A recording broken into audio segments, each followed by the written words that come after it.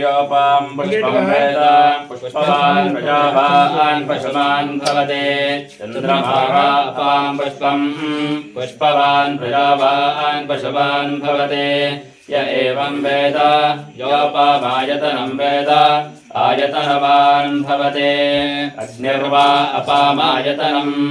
आयतनवान् भवते योऽग्नेरायतनं वेद आयतनवान् भवते आपो वा अग्नेरायतनम्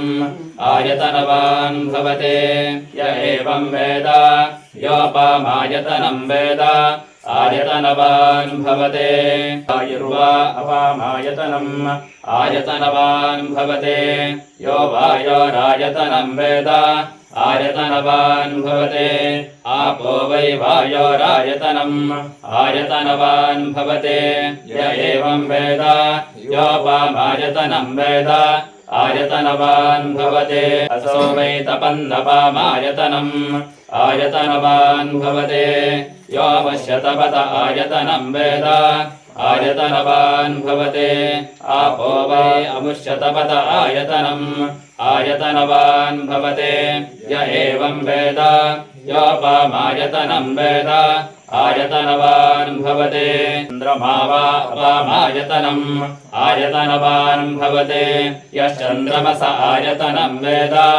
आयतनवान् भवते आपो वै चन्द्रमस आयतनम् आयतनवान् भवते य एवं वेद योपामायतनं वेद आयतनवान् भवते नक्षत्राणि वा अपामायतनम् आयतनवान् भवते यो नक्षत्राणामायतनं वेद आयतनवान् भवते आपो वै नक्षत्राणामायतनम् आयतनवान् भवते य एवं वेद योपामायतनं वेद आयतनवान् भवते पर्जन्यो वा अपामायतनम् आयतनवान् भवते यः पर्जन्यस्यायतनं वेद आयतनवान् भवते आपो वै पर्जन्यस्यायतनम् आयतनवान् भवते य एवं वेद योपामायतनं वेद आयतनवान् भवते संवत्सरो वा अपामायतनम्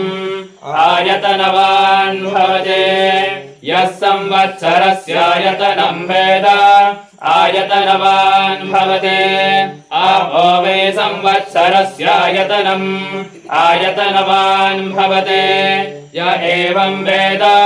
योऽक्षुनाभं प्रतिष्ठितां वेद प्रत्येव तिष्ठते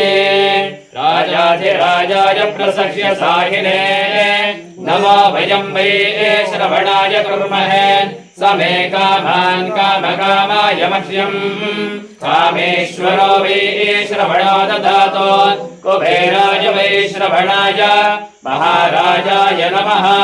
पर्याप्त्यानन्तरायाय सर्वस्तोमोतिरात्र उत्तममहर्भवति सर्वस्याप्त्ये स इत्ये सर्वमेव तेनाप्नोति सर्वं जयते यो वेदादो स्वरः प्रोक्तो वेदान्ते च प्रतिष्ठितः तस्य प्रकृतिलीनस्य यः परः स महेश्वरः।